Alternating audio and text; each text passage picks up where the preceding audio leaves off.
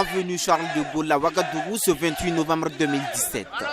Alors qu'Emmanuel Macron s'exprimait sur la politique française en Afrique, les étudiants anti-impérialistes se faisaient entendre sans embâche de l'autre côté de l'université Ouaga, un professeur Joseph Kizerbo. Le franc CFA, c'est fini. Nous ne voulons pas que ce soit Macron qui prononce la fin du franc CFA, mais que ce soit nos dirigeants qui prononcent la fin du franc CFA.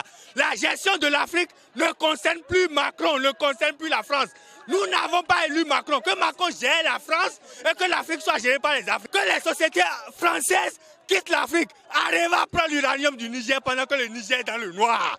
Les sociétés prennent le bauxite de l'Afrique pendant que nous n'avons pas l'aluminium, pendant que nous n'avons pas les sociétés pour avoir les voitures. Nous ne voulons plus. Nous voulons aujourd'hui que les sociétés africaines, à capitaux africains, puissent avoir les activités d'exploitation de nos mines en Afrique. Nous ne voulons plus que nos dirigeants signent un seul arrêté ou un seul traité de commerce avec ces Européens. Nous ne voulons plus aller en émigration, nous ne voulons plus aller en esclavage en Libye. Nous voulons des emplois chez nous ici, avec des sociétés dont les revenus vont rester en Afrique, dont les profits vont rester en Afrique. À bas la France, à bas le... Des manifestants aussi bien nombreux que diversifiés, eux, décrivent l'inaccessibilité du campus.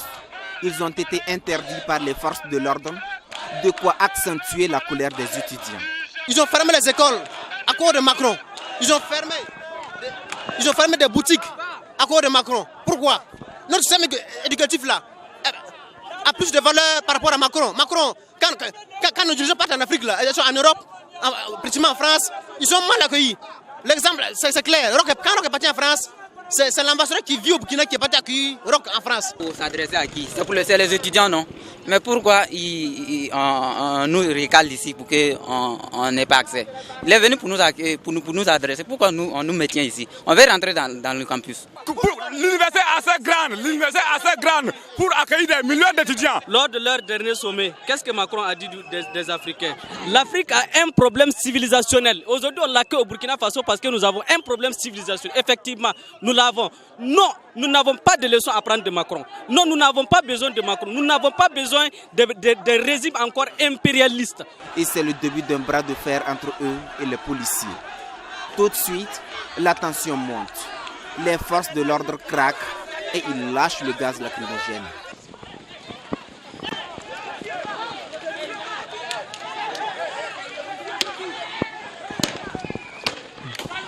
Après la dispersion, les manifestants tentent de riposter. Les FDS sont parfois lapidés, les routes sont barricadées et des objets brûlés sur les bitumes en riposte.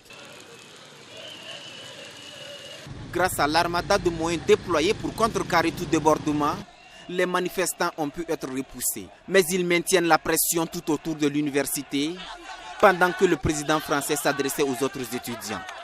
Un événement qui a également occasionné la fermeture des commerces dans les environs du campus, où les contestations anti-impérialistes gagnaient en ampleur depuis 2 jours.